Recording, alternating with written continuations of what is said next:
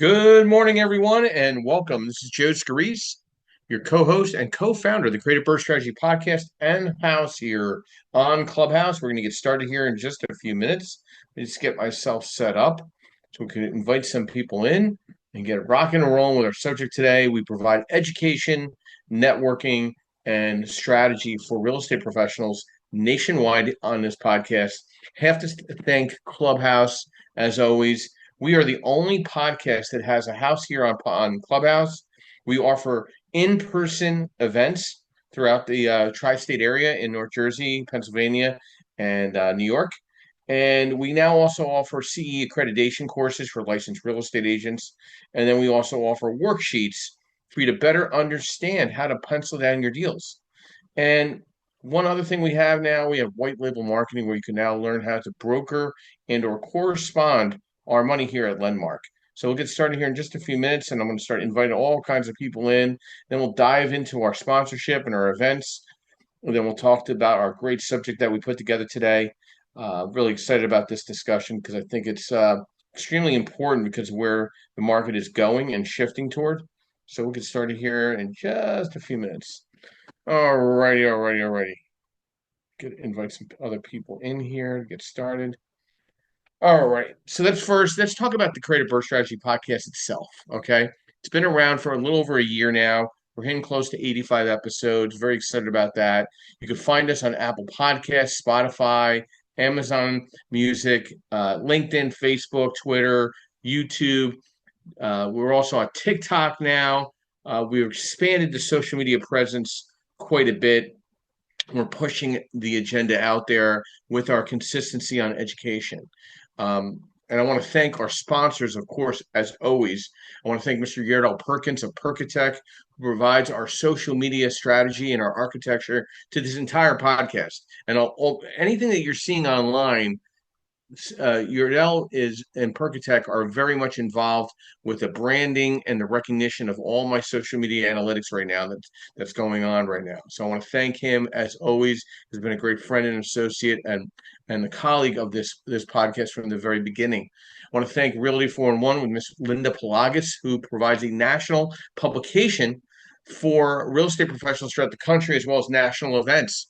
I want to thank also MB Capital, where I am a referral partner where we provide unsecured business lines of credit for real estate professionals throughout the country, leveraging that monies to get into deals, gap funding, gator funding. Big fans of the sub-2 community as well. So I just want to thank them. And then I want to thank Lendmark Capital, where I am a senior loan analyst providing nationwide asset-based lending for clients throughout the country. DSCR, fixed to rent, fixed to flip, new construction, multifamily, blanket loans, portfolio lending, strategy, and advisory. We're here to hopefully provide insight to the real estate professional as well. And then our new alliance that we have with Elite Deal Makers with Jim Ingersoll out of Richmond, Virginia. We are now hosting events here in Philadelphia, Lehigh Valley, South Jersey, and North Jersey on a monthly basis. And I want to thank him and his group.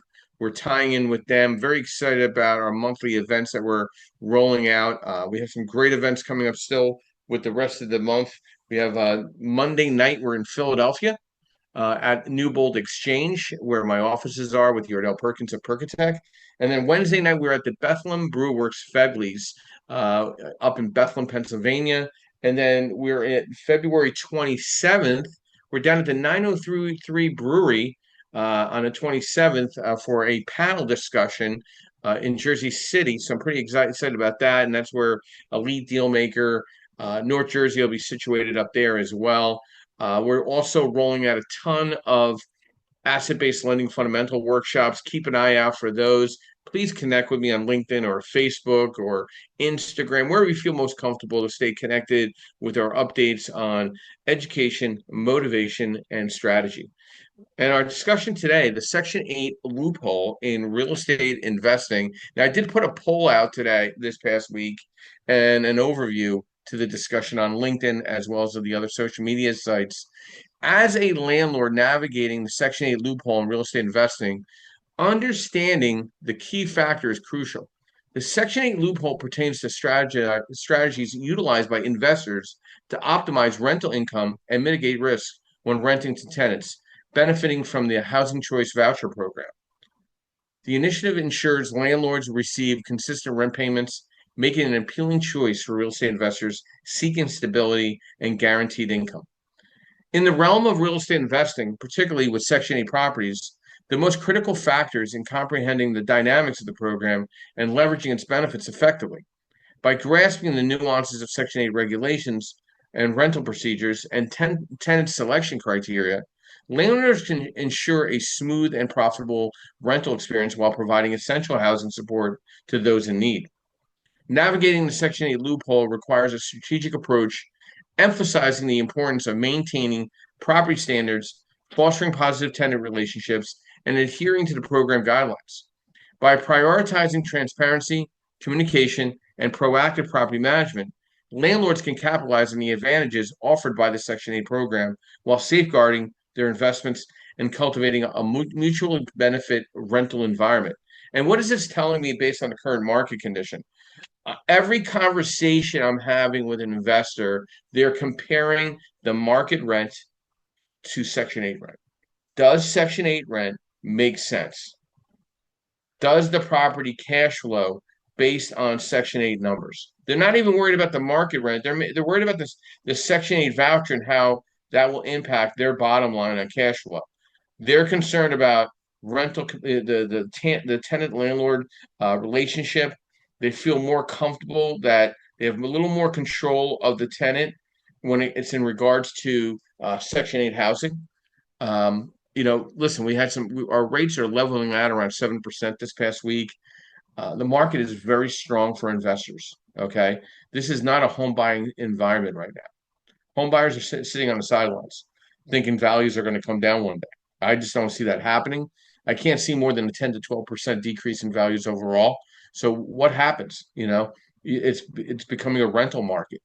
And then, this is another thing. Post Super Bowl, we have Super Bowl today, of course, is your spring market. What are we going to see in this spring market? What is the move from an investor perspective? Are they going to get even more aggressive with asset-based lending availability and monies into the market? We have job reports that are looking okay this past week. U.S. economy added about 143,000 jobs in January. Unemployment rate fell kind of to about 4%. Your treasury yields are very bullish right now, so we've got to see where that all kind of leads into. Mortgage rates end the week lower despite Friday's modest bounce, so we're still around 7.03. I mean, our rates are in the investment space around 7.8, which is not bad. I mean, properties are cash flowing, so people are coming off the sidelines there. Some top cities you want to watch for rental activity in 2025, and we'll just go through those ones to watch. Number one is Minneapolis, making a recovery there from some craziness in the past 4 or 5 years. Atlanta, Overland Park, Kansas, in Kansas City area. Cleveland, Ohio, which I'm not a big fan of Cleveland right now. I think it needs some work there comparatively to some of the other Ohio cities. Washington, D.C., or the greater D.C. market is becoming very strong in the rental space. Santa Rosa, California.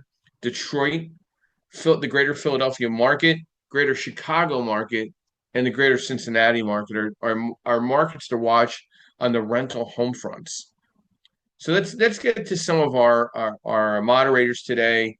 I'm going to start with Mr. Joseph Martello, who's making a special guest appearance because he's a Section 8 king of South Jersey. Joseph, good morning and welcome. Brief overview, who you are, what you do, and thoughts to Section 8 loophole in real estate investing. Good morning, Joe. I wouldn't call me the king of Section 8, right? But I thank you. It's very flattering. So, I mean, Section 8 is, I know for some they find a challenge, right? I have several Section 8 rentals, and I've heard horror stories that folks are going through, but with Section 8, you need to just keep on being persistent. It also depends on the people that are fostering the the program, which usually work for the county, at least in the state of New Jersey. Um, a lot of people complain about tenants, and I really haven't had any issues with tenants. You do your same vetting on those tenants as you would as any other. Um, you can't discriminate just because they're on Section 8. But for the most part, I mean, when you got to do rent increases, you have to do it within the 60-day period. I usually do it at the 120-day mark because they are just, the people processing the paperwork are just slow in doing so. As far as loopholes, I really don't see any, but haven't really had any issues with the tenants paying their share of the rent. For the most part, that's all paid. It's a lot more. Everybody says it's generally a 70-30 split. It's a lot more than, they're paying a lot more than 70% Section 8. I've had instances where Section 8 was paying 100% of the rent. Case in point, on one of my rents is $1,750. The tenant's only paying $118 a month. So there's a lot of factors that go in there. So as far as the rental market and Section 8 and the rental market, it all depends on the market, right? And when I say market for Section 8, it goes based on county and zip code. So you look at the county, you look at the zip code, and then the rents are there. And, for instance, you can't just go based on a township, because I can tell you that there's a township in New Jersey that has 3 zip codes, and each zip code has a different rental price for whether it's bedrooms and bathrooms, right? Has a different rental price for each zip code. Doesn't really make too much sense, but that's the reality of it. So it does go based on zip code. So pay mind to that. They have done a good job in bringing those rents up for Section 8. In some markets, it's a little below, but slightly. And in some markets, I would tell you that they're driving the market rent up for the regular folks, where the Section 8 rent increase has been significant enough. And the really reason why is because there is, we all talk about a lack of housing, but they boosted those rents. They boosted those allowances up. So Joe, you run an event for more newer or even mid experienced investors, dinner and deals in the South Jersey corridor. Does Section 8 come up in the discussion? Is there a concern? Is there a fear as a landlord? Like, what's the thought pattern? Just because I don't think people realize there's kind of like 2 types of Section 8 housing. There's the project-based Section 8 housing and the resident-based housing. So we're primarily resident-based housing. Has that discussion come up in your dinner and deals in regards to being a landlord and comparing it to Section 8 to market rents? Yeah, I mean, running dinner and deals, and I'm looking forward to bringing that to elite deal makers, especially, and I'm looking to talk about being a W-2 investor in March. Yes. With you and your group, Joe. But yeah, the discussion does come up, and it's a lot of stereotypes and generalities that do come up. Oh, they got to wreck the place. Dealing with Section 8's a hassle. Dealing with the tenants is a hassle. You can never get them out. And I got to tell you, my experience has been completely opposite. I can tell you that the landlords sometimes aren't the greatest. It takes 2 to tango, right? I just bought a place last year. Just got the year anniversary notice from my accounting software, and the lady was there for 15 years. She's Section 8, and the carpet's absolutely a disaster. I mean, now to the landlord's credit, she was only paying $800 a month. At least Section 8 was, but he never raised it to the market rent of $1,350. So whose fault is that? But I mean, like I said, there's some landlords. You have a tenant that's in long term. You treat it well, they're gonna take care of you. These are human beings. They're people. I mean, granted that some people are not the greatest, right? We all know that. There's good and bad in everything. But that's where your vetting comes in. And you have a responsibility to do that vetting. But you have to manage the program. right? It's a program that's paying you. You need to manage it just like you manage a tenant. Interesting information. Thank you. You know, there's certain things that we have to determine a resident's eligibility in Section 8 housing. One is income, one is family size and composition, one is citizenship, one is eviction history. Joe, can you get one final point? What's your thoughts on that that four prong approach to identifying the right Section 8 in your world? Identifying the right Section 8, I mean, it goes down to, are you talking about the program or are you talking about the tenants? The tenants itself, screening the tenants for Section 8 too, as well. It's the same thing, right? It's the same screening that they would go through in a regular tenant, right? You're going to look at their criminal history. You're going to look at their credits. You're going to see what outstanding bills they have. You're going to make sure that whatever the housing assistance program split, they can cover that. They're going to come with a voucher. You're going to ask them what your split is, and and uh, and you're going to look at for the income to make sure that they can afford that split. Now, keep in mind, Section 8, the housing assistance program, is also looking at their income and making sure that they can afford it. But people sometimes are irresponsible with that money.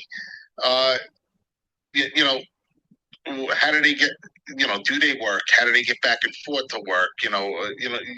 Your interview all goes based off of how you would just handle a regular tenant. There's a whole lot more paperwork that goes on, inspections that happen, that annually, and the initial move-ins inspection. But once you get them in Section 8, generally they're not leaving. Because you got to remember, it's very tough on them to leave. They have a 60-day window to generally they'll have a 60-day window to find a place.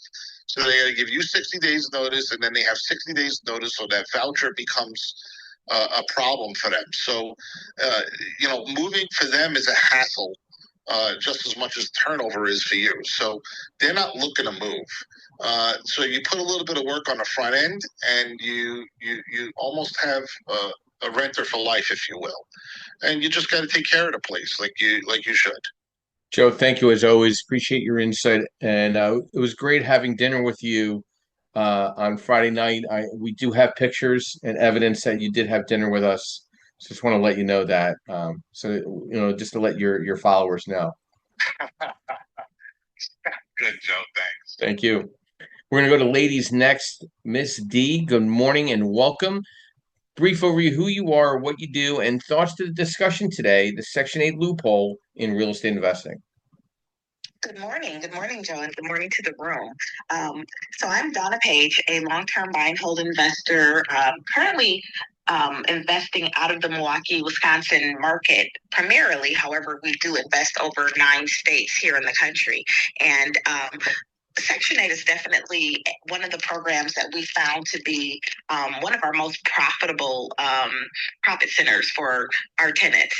What we're finding in many of the markets currently is that our Section 8 rental rates are trending about 15 to even 20% in the Midwest above standard market rates. So what we do in our business model is we renovate all of our homes to Section 8 standards. Now, we don't specifically market only to that particular demographic, but if someone does show up with a voucher, we are able to accommodate that family. Joe, as the other Joe mentioned, one of the things that we found is that the overwhelming majority of our voucher holders are working class families. So these are people that do work. Maybe they might be underemployed or don't work in high-paying industries. So they do have that voucher to support them to have a nice place to live. And those tenants do stay. We call them homesteaders within our business because they will, once they're in that property, generally they are staying put, which means we don't have the turnover. We're getting that slightly higher rental rate. They're paying, they're paying on time. It's just we've had very, very, very good success. I've only had one problem tenant that I can think of, and she was just annoying more than anything else. And she also, we felt like, was better suited for project-based housing versus, the voucher-based housing. But we're really big fans of this program. It really does help a lot of American families out, and it's been a great portion of our business. So thanks for having me today.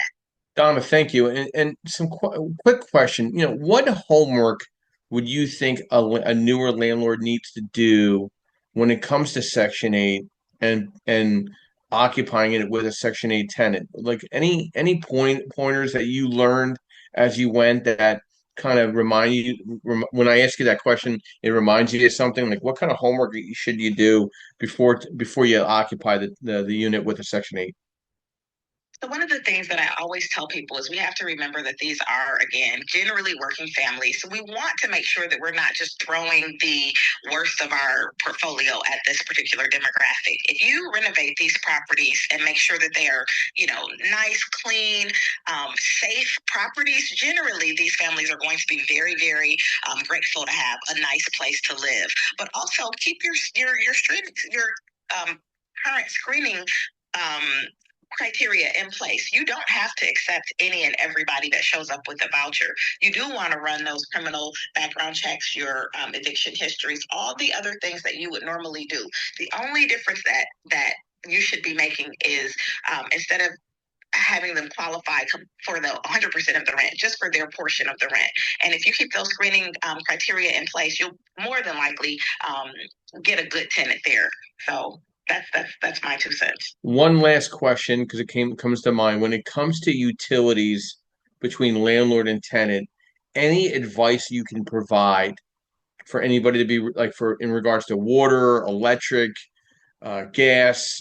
What are certain steps that you should do to protect yourself as a landlord with Section 8 tenant where it doesn't bite you in the ass, excuse my French, down the road?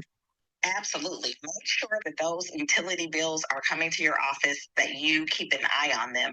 So, in many jurisdictions, particularly with water and those municipal services, that bill is tied to the address, not necessarily the name of, that the bill is on. So, you want to make sure that those bills are coming to your office so that if things get a little out of whack, you can stay right on top of that tenant. The other thing that we do, Joe, is in our lease, we say that if a tenant has a arrearage on utilities, we can pay that off, but then charge it back for them on rent. And if they do not pay that in their next rental cycle, that's cause for eviction. That is in our lease because we don't want to be stuck with, these high utility bills for those tenants that, may move away or something may happen. They may be put off the program and that kind of thing. So definitely stay on top of that. Donna, thank you as always. I appreciate your presence here on a week-to-week basis. Listen, we are here to provide hopefully some form of direction. Our opinions 100% on mark? Maybe not, but listen, we're giving a very raw thoughts to what we're thinking when it comes to real estate investing from a lending perspective, from a landlording perspective, from a contracting perspective, from a liability perspective. So you need to these suggestions are really to ensure you to be landlord ready, to be investor ready. And I think the discussion today is very important because the discussion at DSCR is much different now than 10 years ago. I can tell you for a fact that there were banks out there that would shy away from Section 8 rentals. We do not want to have that on our balance sheet. And now, I mean, I'm sure they have their foot in their mouth because that's to me, in certain urban settings, such as the Philadelphias, the Chicagos of the world, and, New Yorks of the world, and St. Louis's of the world, and Atlanta's of the world, Section 8 housing in certain areas in some of these markets are the go-to on compare to market rent. So I really think a lot of banks are changing their tune because they don't really have another option, or they won't be lending their money. And if banks are not lending money, they're not making money. Stephen, good morning and welcome. Thank you for your patience. Brief overview, who you are, what you do, and thoughts to our discussion this morning, the Section 8 loophole in real estate investing. Yeah, thanks, Joe. I'm Steve Franco, RNA homepage, broker, investor, working with a lot of wholesalers who are getting licensed in PA now, and also lining up to possibly build 2 self-storage facilities, so that can become fun. I mean, we've been doing, as many people know, at least in this part of PA, you don't have to take Section 8. You have a complete choice. I think it's throughout the entire state. But we've always had very good luck with people said. You treat your tenants great. You give them the same quality apartment. I do all of my apartments to Section 8 standards, LVP, really nice places where they look around and say, wow, I feel respected. They feel respected. Most of the time, they'll respect you back. You have to also screen them just like anybody else. They have to make 3 times whatever their rent is, backgrounds, whatever. And I read on a forum on Facebook yesterday, does anyone add the Section 8 clauses to their lease? Which I still can't figure out what these clauses are. No, all of the leases should be the same. You sign the Section 8 lease, they sign your lease, yada, yada. And the biggest thing that I love about Section 8 is the annual increases. We've taken over so many management clients who haven't done the annual increases. We go in, we're only limited to $100 increase every turn. So if you're $500 behind, it's going to take a long time to catch you up on where you should be on your rents. And work with your Section 8 inspector. I actually had never thought of what somebody else said is look for the towns that have better Section 8 rents. We pretty much buy properties that fit our portfolio and then go from there. But work with your inspector. Make sure they understand you're a legit landlord. So when you call them with a tenant issue, that's been the best part for us. Is we call the Section 8 caseworker and say, hey, XYZ is doing ABC that's bad. They immediately pick up the phone, call the tenant, and say, listen, straighten out, or we drop you from the program. Straighten out or whatever. Treat Section 8 like your friend. Treat the tenant with respect. And you're absolutely right, Joe, that in many cases, and it's true up here, Section 8 rent's a little bit better than market rent. But we don't do anything to focus on Section 8. I think we put it on the affordable housing website. But it's been a really great experience. It is the only long-term subsidy program that we accept. These other nonprofits in our area, we've gotten burned by most of them. So it really has worked out really well. I don't know if there's any real loophole for us other than just make sure you're treating them with respect and make sure that everyone signs every lease. That would be my last thing, is there is no, Section 8 thinks she's paying me $180, but she's actually paying me $280. No. First of all, it's not valid. Second of all, it could be federal fraud. So, Steve, let me ask you a couple questions since you're so familiar with this from a management and ownership perspective. What are some of the main elements that inspectors check? Is it smoke detectors? Is it the mechanicals? Is the cleanliness and safety of the property? A little of everything, functioning utilities, safe and secure doors, windows, and locks. Walk us through an inspection if you can. Maybe something more recent for you that you've experienced with a Section 8 inspector. Yeah, that's a great question. Wilkes-Barre City, for example, they have some towns. Remember, your town municipal inspection does not get trumped by Section 8. If your town has an inspection, you're doing 2. That's just the way it is. And what we found is the towns are usually more mechanical. Does hot water run? Does cold water run? Are there smoke detectors? Yada, yada. And Section 8 does hit those, and they hit GFIs too. But the towns are usually stopping there. The Section 8s are usually going to peeling paint. They're usually going to, your lattice going up your deck stairs has some broken pieces of lattice. So, okay, you got to re-lattice that. I guess more of a child safety angle. Like we actually had one Section 8. We have the building is asbestos siding up 40 feet, and it had been painted. It was peeling like 30, 40 feet up. They made us get up there and scrape it down and repaint. The theory was paint would fall, yada, yada, whatever. But they were going to a much more extreme comfort level. I do kind of call it like an FHA inspection. A little more of a comfort level thing, but also a little more child safety seems to be the angle. And they're also the first ones to comment on, although we usually don't have this problem, but I've seen it in some of my clients' properties. Well, this carpet has a tear. The city inspector is going to walk right by that. The Section 8 is going to be a little more picky, I guess. But at the same time, same thing. If you're good with the inspector and you're friendly, and if they say jump, you say how high. You really want to keep it that relationship. But they're much more the comfort ones. Kind of like the FHA inspection. The FHA appraisal is actually an inspection, and they're looking for little stuff. I find it to be a little more like that in the Section 8 world too, compared to the city guys who are much more, I guess, lackadaisical on the little stuff.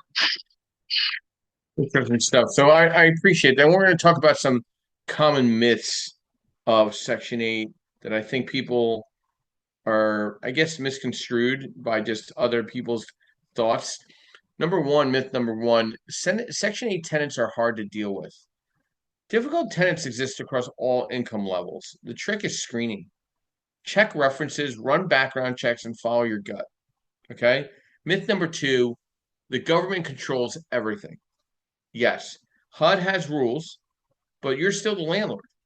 And you set your lease terms, screening tenants and managing your property. And myth number three, Section 8 rent isn't competitive. In 2025, many housing authorities have increased payment standards to keep up with rising rents. And in some markets, Section 8 even outpaces what you get from market rate tenants. So you got to screen like a pro. You got to plan for inspections. You got to build relationships with housing authorities and be realistic about repairs. You know, what about selling or evicting Section 8 tenants? You know, I know a lot of people that sell properties off with Section 8 in place. And a lot of people, a lot of newer investors like that. They like the turnkey, I don't want to call it turnkey, but more of a key operational property. They know what the income looks like on the bottom line if they're putting 20 or 25% down. So the bottom line is, Section 8 is a tool. It's not a magic wand. If you're looking for consistent income and longer term tenants, it's a great option. But it does require planning, organization, and willingness to adapt. Felix, good morning and welcome. Brief overview who you are, what you do, and thoughts to our discussion this morning, the Section 8 loophole in real estate investing. Good morning, Joe. Thank you for having me. Thank you, everybody. Felix Buchanan Sr. I am a wholesaler, investor. I help investors with rehabbing their projects and getting the return on investment that they're looking for. I've been working with Section 8 since about 2006. And I find it to be very fruitful. I agree with pretty much everything that everyone has said thus far. I'm very good at screening the tenants, just making sure that they are going to pay their rents on time, that they do qualify. I'm very good at doing the walkthrough of the property for the inspection, checking everything from the toilets, the tubs, the cabinets, flooring, just making sure that everything meets their standard so that when the inspector comes in, I don't have to have them come back out.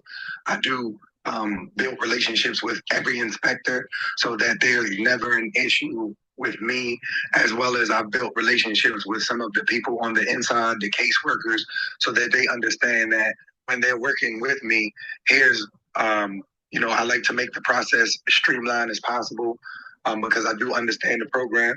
I predominantly have done it in Maryland, Baltimore, Maryland, Baltimore County, and Arundel County. So very seasoned as far as that goes. But again, they're just like regular tenants, other than the fact that their rents are being subsidized. I do quarterly inspections the first year or 2 years that I do have a Section 8 tenant, just to confirm that they're not damaging the property. They're making sure that they're keeping the property upkept. If I do go in there and something's wrong, they have 7 days, which is in my lease, to fix it. Or on the 8th day, I send my guys to come in and fix it. And it becomes a fee for them in their rent. So thus far, knock on wood, I've had no bad experiences, whether it was Section 8 PRHP, due to the screening and me just actually talking to the tenants ahead of time throughout the process. I asked them, different questions about who they are, what things that they've done, because those things give you a lot of answers as to how to deal with them. And that information helps you prepare to whether or not you would choose them or not choose them. I've denied some just because of, some of that information that I've gotten, but I've had a great experience since 2006 with dealing with any Section 8 tenants. So, Felix, I think Baltimore is consistently getting a bad rap. Okay. So from a Section 8 perspective, if I was a new investor, you know, what are some things that you would want to bullet point to somebody that's never bought a property before? I'm going to buy my first investment property, but I want to go Section 8 because I feel like my check's going to come in every month. What's your thoughts on either doing a light rehab or taking on a property that would be considered turnkey? And what suggestions you would have in the Baltimore market? Because I think people really have a bad image of Baltimore than more than the greater Baltimore area. You know what I mean? Yes. Um, Key components, just make sure that you're very thorough with your paperwork as far as your leases.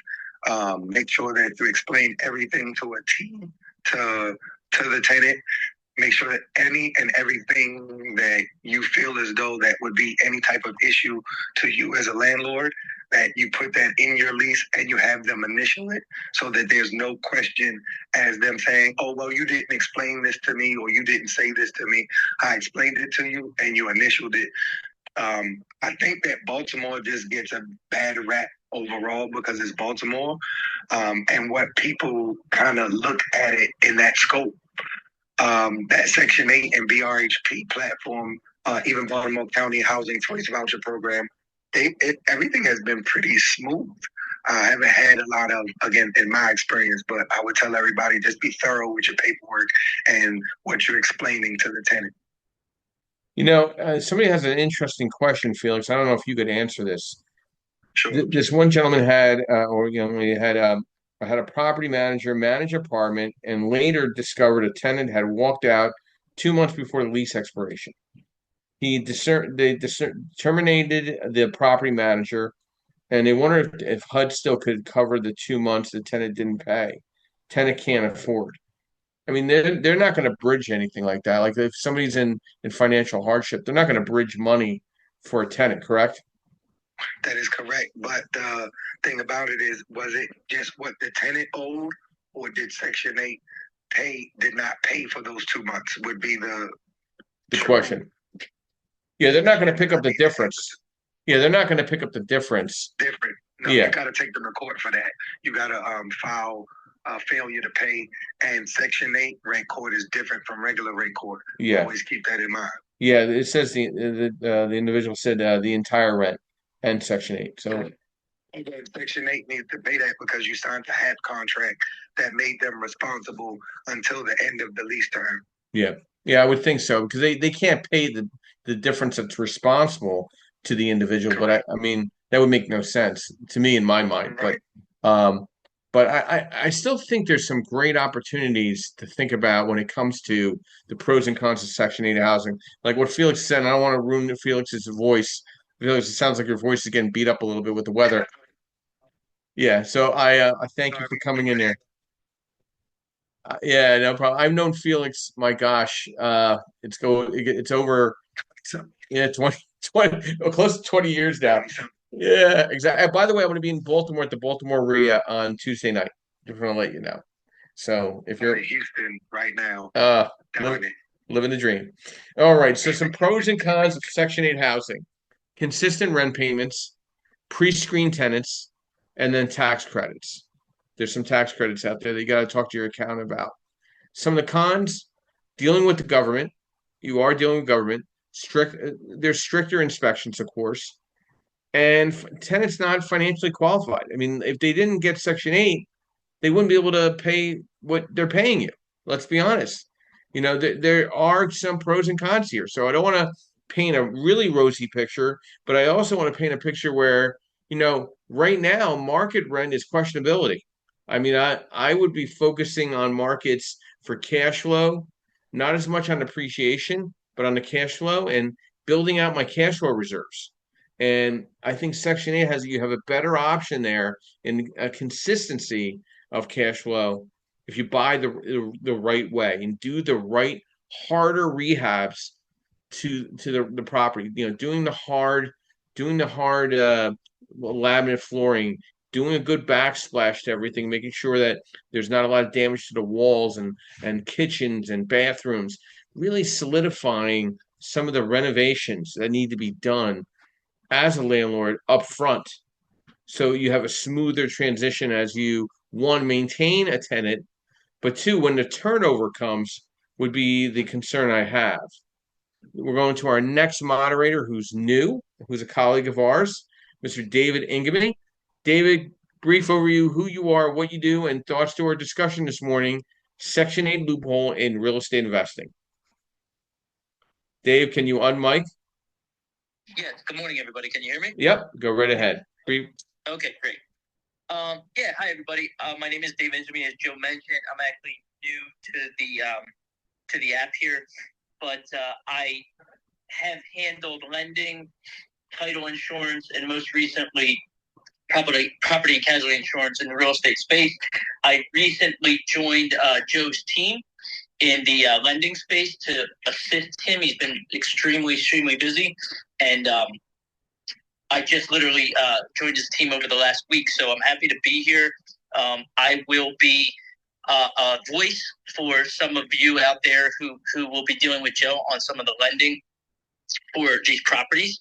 And my experience in investment properties, I've never owned Section 8 myself, but I have had up to 7 investment properties myself in the past, and I deal with a lot of them in the title space particularly. I have some investors that continue to use me, and we're very versed on getting those to the table. So, Dave, real quick question before your tea pops. I could hear in the background. So is there any difference in the property and casualty insurance that you see or that is recognized because it's Section 8 housing comparatively to standard housing? Market rate. Actually, great question. And no, the search work is the same. There's a little more paperwork that our processing team has to do on the back end, but the person who is ordering the search would not see that. So to the end user, there is no difference. Okay. And I appreciate your time there, Dave. Dave, feel better? And it sounds like Dave caught himself a cold. Yeah, Joe, you were sick. I think you gave it to me. I'm doing much better after a week of rehabilitation. So yes, thank you, everybody. But I really think the power of Section 8 is a stable investment in a changing market, and this market is changing. Okay, I'm seeing a unique opportunity for investors to get in a way that an investor couldn't get in 10, 15 years ago. Now, there was a question that posed by Paris, and I'll go to Donna on this. Donna, when it comes to utilities, especially water, Section 8 pays more if the landlord pays the tenant water bill. How do you mitigate the risk of the tenant runs up the water bill? So again, one of the things that we do is we make sure that those duplicate copies come into our office every month, and we check that against their ledger just to make sure. Again, life happens. Sometimes people may be off by a month or so, but we never let it go too far before we will actually pay that bill and then bill it back to the tenant if necessary, because those water bills do follow the property. For our single family homes, that's always tenant responsibility. For the multifamily properties that we have, we will just bill that back as it's written in the lease. We bill it back, and it's just paid regularly, just as a part of their standard monthly payment. The price just varies depending upon their usage, but we never let it get any farther than. Sometimes they'll go again. They may miss a month and then catch up the following month, but we never let it get out any more than about 60 days because certainly earlier in our business we were definitely burned a time or two by people, having a really big bill that they built up and they just couldn't get from under it. And, ultimately, in most jurisdictions, if that bill is not caught up by a certain point, the municipality will either add it to the taxes or just bill that owner back separately. So we just stay on top of it. Donna, it's really ironic because I work with a couple landlords, as you know, that have multiple portfolios of Section 8. And the biggest thing they get pissed off about is they get stuck with a collection bill they didn't know about on some type of a utility that transferred back to them, and they were never notified, ever. The mail never got to them to tell them that they owed the money, and then it became a collection, and that was the only way that they found out about it and had to resolve it, and it impacted their personal credit. Have you ever had a situation like that? No. Thank God. No, I've never had that happen. But again, but we have been stuck with a bill or two. And after that, we just call the municipalities and we'll say, this bill is billed to that home, but we are the owners. Can you just send a duplicate copy? I've never had a municipality deny us that request. Not ever. Good to hear that. Listen, I like reliability of income in uncertain times such as now, and I think Section 8 is definitely one to recognize. Finding the right location is key. You got to financially plan the long-term success of the Section 8 investment property. There's definitely some really good cities out there poised for growth, especially in the Section 8 environment. Got to do your homework. You got to be on the ground, boots on the ground, and attend and be part of that market before you just jump in off site or out of state. Building a strong foundation is so important when it comes to Section 8 housing and investing for a brighter future for communities. So I really think there's some really great pros here that you have to look at, but you have to be careful because not every tenant's going to think the same way that you're thinking. Bob, good morning and welcome. Brief overview who you are, what you do, and thoughts to our discussion. The Section 8 loophole in real estate investing. Good morning, Joe. So my name is Bob Chesick, President of Chespin Corporation, doing LLC setups. I'm not here to give legal advice. So Section 8 has always kind of been something outside my wheelhouse. So it's been fascinating listening to this because I've had clients who've gotten into Section 8 housing with extremely mixed, mostly bad to disastrous results. Excuse me. My very first client ever that we took for Chespin was to set up a holding company for a real estate investor who took his childhood home in Chester County, Pennsylvania, and turned it into a Section 8 housing project because of where it was located. Sadly, he didn't do the due diligence. He kind of jumped into it, and the house ultimately became a teardown because the tenants absolutely destroyed it.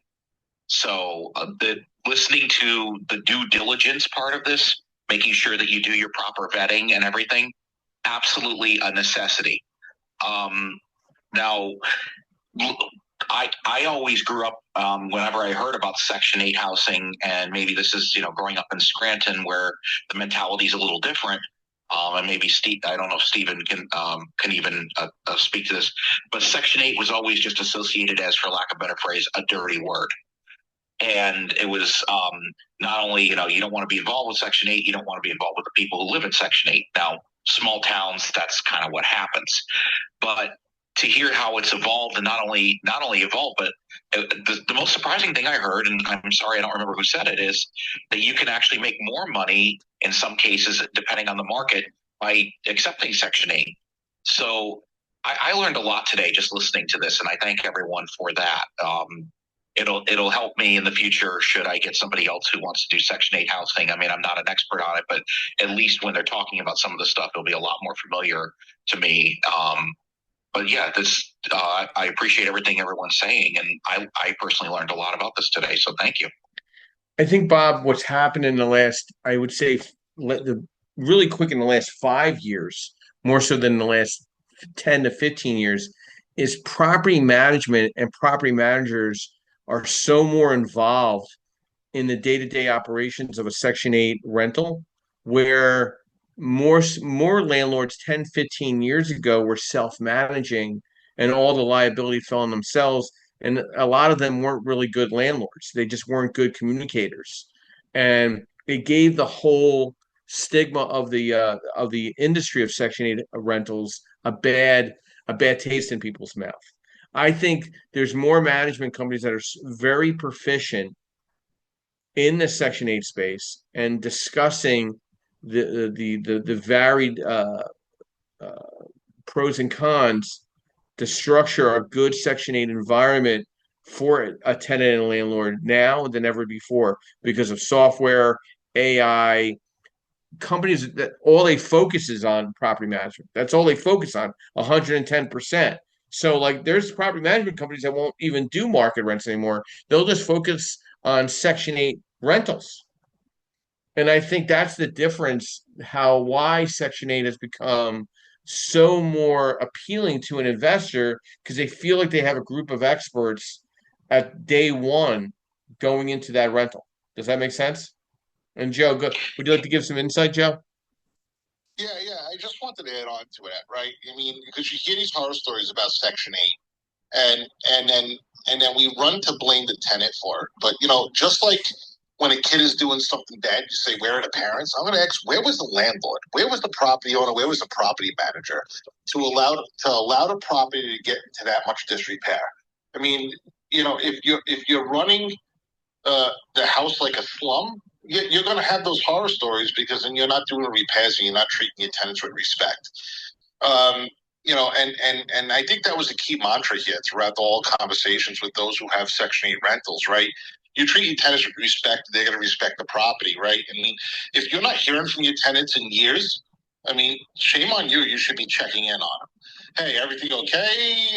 Doing a drive-by? I mean, I have town inspections and Section 8 inspections. So hearing a tenant ransacked it without anything going on, or at least I haven't been in properties for a couple of years, but whenever I send a handyman for a repair, I call them and say, "Hey, what did your property look like? What did it smell like?" Right? I'll ask them that. Right? Does it smell dirty? I mean, they smoking in the house. Are they destroying the property? Right? I get feedback on my properties, so I still have eyes and ears, even if I'm not there physically. Hey, Joe, we have a question from the audience.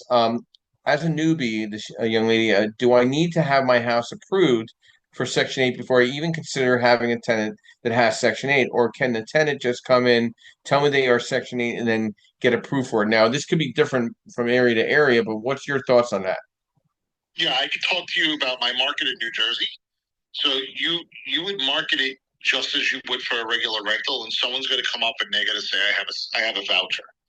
Um, you know, you'll do your vetting just like you have. If you accept them, it's probably going to take you about 30 days to onboard them because you're going to have to get an inspection from Housing Assistance Program, and then they'll do the split and get you set up on payment. But it'll probably take you about 30 days to get that inspection done and get the tenant in.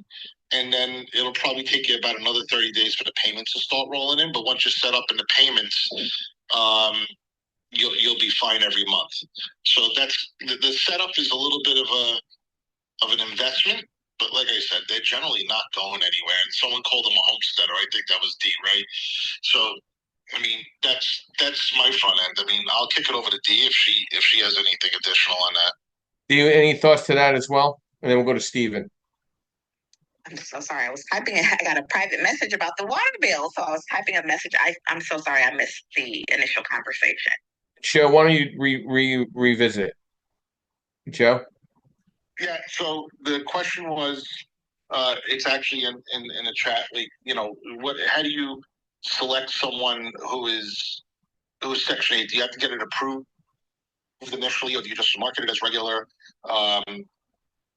And I think that's kind of what I went into, right? And how to handle it. And in 30 days, getting them in takes about 30 days to get them in, with the inspections and everything, and about another 30 days to get the payment set right. But then you're good and you call them a homesteader, right?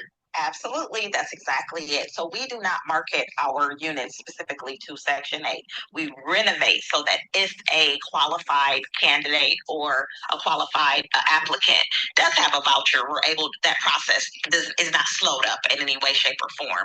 And absolutely, it's the same way here in Wisconsin. Once they show up with the voucher, we set up a time for the inspection. We know we're going to pass the inspection because we've already done the work on the front end.